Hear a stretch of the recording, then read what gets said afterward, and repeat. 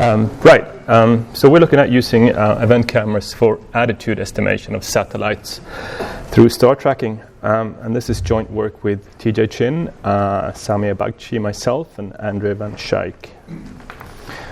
And this work focuses on the problem of determining the attitude of spacecrafts. So it's 3 degrees of freedom orientations, roll, pitch, and yaw. A number of sensors are currently used for estimating spacecraft attitude, such as sun sensors or magnetometers.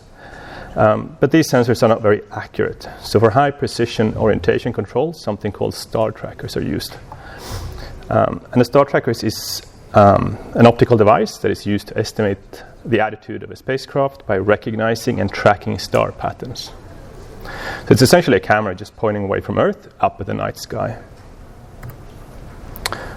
The process is rather simple. You take a picture of the star field above your spacecraft. You identify the stars you see. And this is a relatively costly operation. And then using a known map of the stars, you can then determine your attitude by solving an optimization problem over rotation. This is also known as the WABA problem.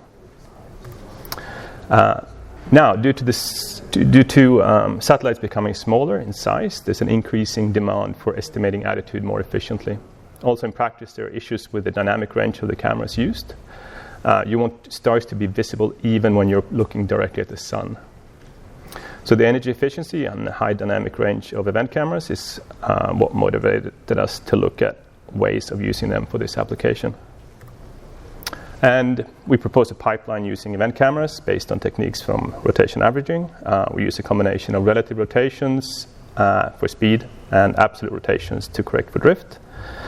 All the data that we used are available for download if anyone's interested. And if you'd like to know more than see some results, please come and see our poster. Thank you.